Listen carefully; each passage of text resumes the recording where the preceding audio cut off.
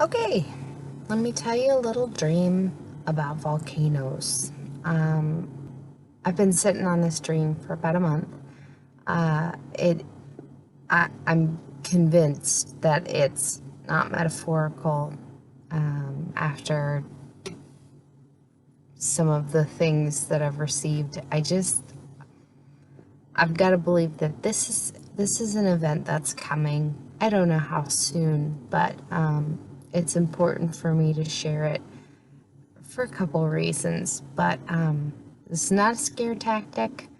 I just want to tell you about this dream that I had, and how I think it's playing into something that we should be aware of. I had been getting some signs about volcanoes with my good friend Elizabeth, who also gets some of the exact same signs that I'm getting at the same time. So we were getting things about volcanoes. It started with a song that I get woken up with songs, and I just thought it was a little love song that God was singing me. I thought, oh, that's so sweet.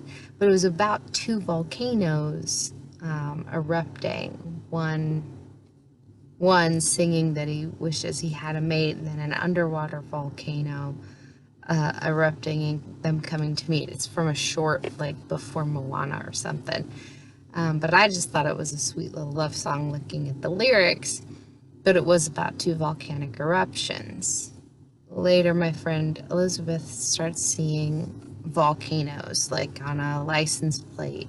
And then we get our nails done and we check our colors that we picked, and mine ends up being lava, you love it. And just a couple other things. We're starting to see volcanoes. So one night I knelt down by the side of my bed and I said, God, I don't know what you're trying to say with volcanoes. I'm looking in the scriptures. I'm trying to find the volcano things. Can you help me out? Because I don't know what this means. And that next morning, August 15th, I was woken up at 6:40 in the morning with this dream. It was that I was going to see a movie in the theater about the end of the world. And I was with a female friend, undescribed female friend. Usually they represent angels. And we go and we're sitting not in the seats, but like up under the volcano in the front of the auditorium. And even though it's a movie, I was looking around and I said, if this thing's gonna erupt, I don't want to sit here. So we moved back a couple rows, and of course the volcano erupts, and I see the lava, I see the things, but as I'm watching the volcano, the west side of it crumbles and falls into the water, falls into the sea. Then there was a second volcanic eruption. It was a shorter, squatter volcano, and all I saw was smoke. I didn't see any lava, just lots and lots of smoke coming up out of the volcano.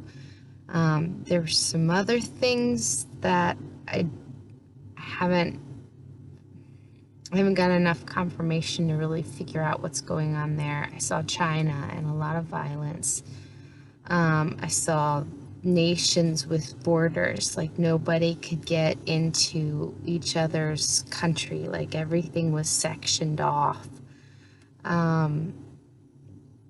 Just some crazy stuff, but that's not important for this. I want to focus on the volcanic activity. Very shortly after that, my mother sent me a sermon. We often share people that we enjoy listening to, and it took me about a week to get to it, but once I finally listened, about 10 minutes in, he starts talking about this volcano and this volcanic eruption that happened in the 1970s or 80s from a volcano in the Canary Islands.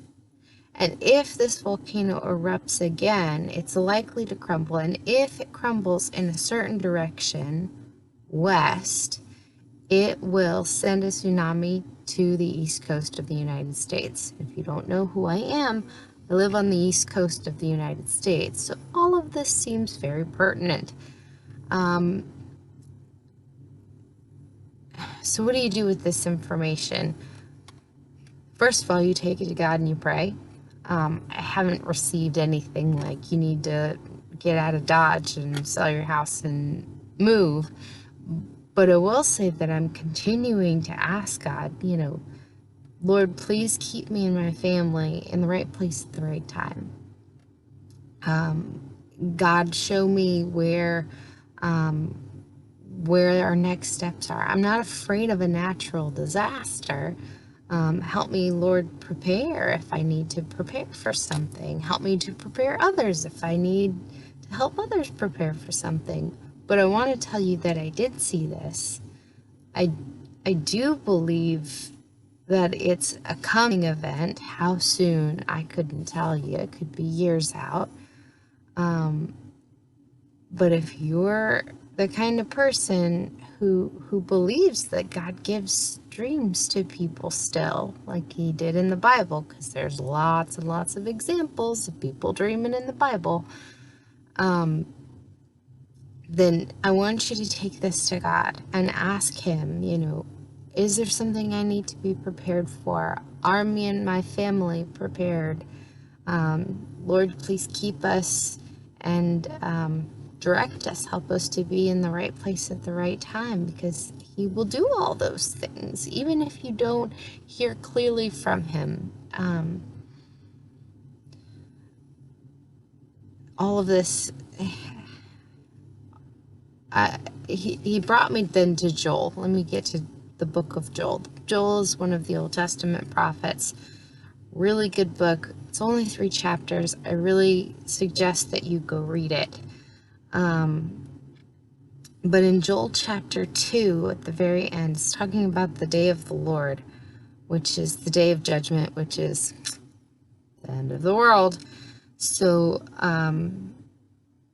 he talks about, and afterward I will pour out my spirit upon all flesh, and your sons and your daughters shall prophesy, your old men shall dream dreams, your young men shall see visions. Even upon the men servants and upon the maid servants in those days I will pour out my spirit. Jesus quotes this in the Gospels. It's important to recognize that it's not making a distinction between men and women. It's not making a distinction between class, middle class, servant class. It's all people. Old, young, in the middle, all people. And I will show signs and wonders in the heavens and on earth, blood and fire and columns of smoke. Caught my attention. The sun shall be turned into darkness and the moon into blood before the great and terrible day of the Lord comes. And whoever shall call on the name of the Lord shall be delivered and saved. For in Mount Zion and in Jerusalem there shall be those who escape, as the Lord has said. And among the remnant shall be those whom the Lord calls. Take this information, and if you're somebody who watches this just because it's interesting to listen to other people's dreams, that's cool. But if you haven't asked yourself very seriously the question, is there a God? And come to an answer for that, now is the time. Because there is a God. Even the most smart scientists that study the space and the cosmos will tell you that the beginning of the world cannot be explained without a creator, an intelligent designer, because our solar system is so fine-tuned for life on this one planet. It's just crazy stuff. Start somewhere.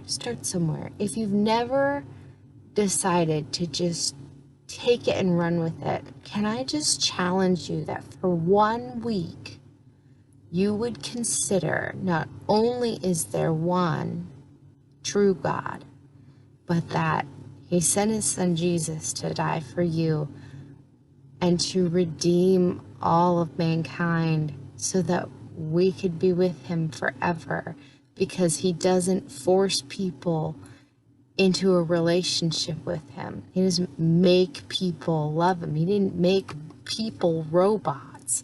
He made them with free will so that they could choose what they wanted and who they wanted. If you're a parent, you know that having children is an amazing thing. It adds to your life. But children are not a necessity. They're not a necessity in order to live life. You can have a great life and not have children. It's, people do it all the time. But when you have children, the purpose is to be